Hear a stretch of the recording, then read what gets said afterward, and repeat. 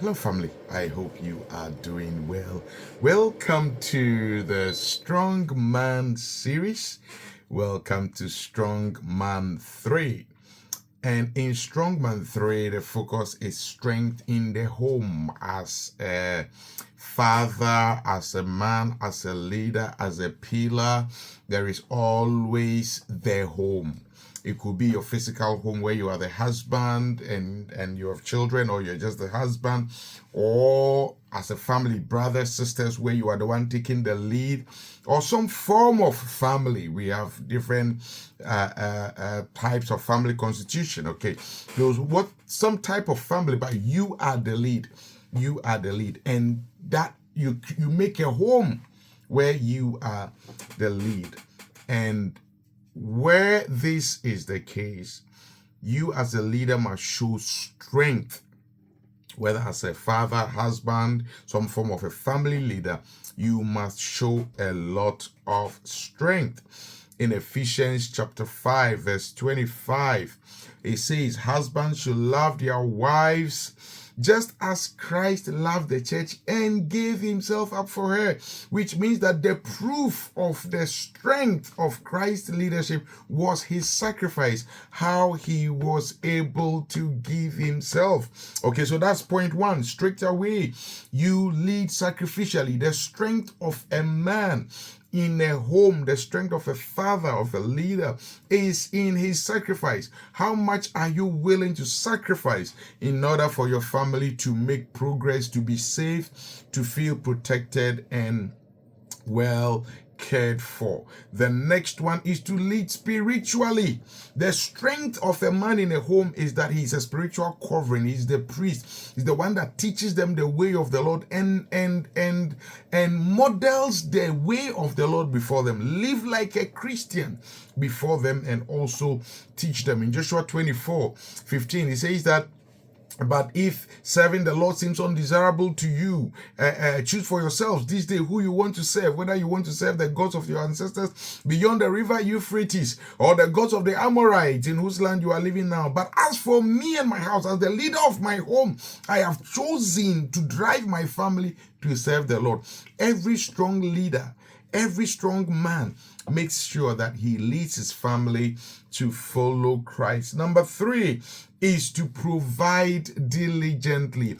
A strong man in their home makes sure that his family are clothed, they are housed, there's a roof over their heads, they have a comfortable place to sleep, they have food to eat, and at least the basic needs are met. And if even you have to do menial jobs, whatever you need to do to bring money into the home, is the responsibility of a man. I always say this, to provide for your family. If you have a wife who is willing to stand beside you and help you, that is good. But don't just sit down, fall asleep, and leave everything into your wife's hands to provide for the family. That is an error. It's your responsibility to provide for your home as a man. 1 Timothy 5:8, it says, anyone who does not provide for their household, for their relatives, especially their household, has denied the faith and is worse than an infidel. So a man who doesn't take care of his family is not a strong man.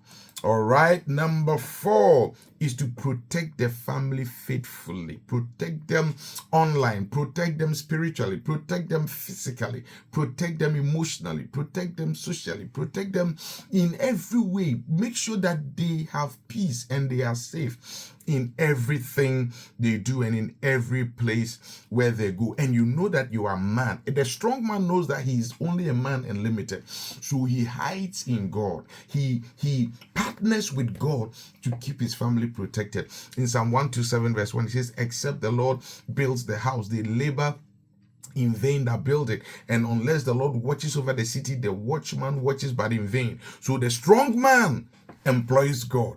He connects with God so that God will protect his family effectively for him. But also, whatever physical things they can put in place to protect their family, they do. We are in a generation of CCTVs, tracking devices and tracking apps and all sorts of ring cameras and all these things. Make sure that your family is well protected financially, physically, spiritually.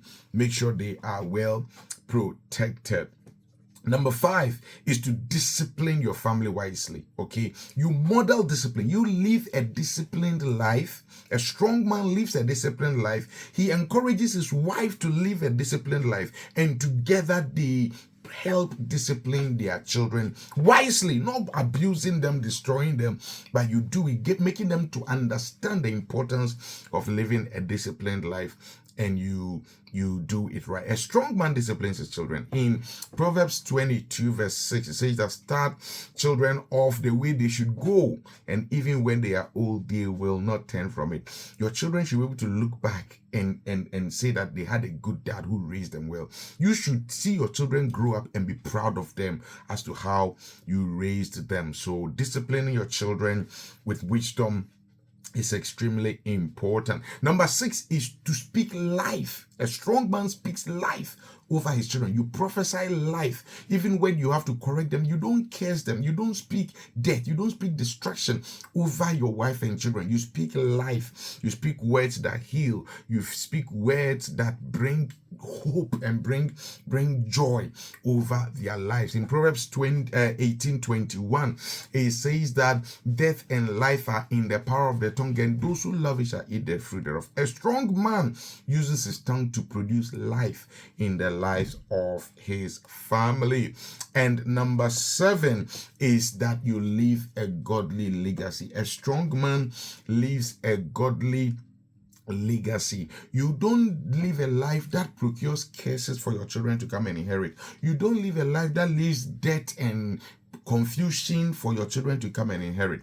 You make sure that whatever life you are living, right behind you, your children will hear good names. Your father was a good man. Your father left this inheritance for you. Your father was a blessing. Your father was a great man. That's the kind of inheritance. Your father was a godly man. Your righteousness, your good deeds follow you so your children can harvest them. In Proverbs 13:22, it says, a good man leaves an inheritance for his children's children, but a sinner's wealth is stored up for the righteous. Be a good man. Leave a legacy that your children's children will still come and enjoy whilst you are in heaven. God bless you. I'll come your way again with part 4 tomorrow. Be a strong man. Bye-bye.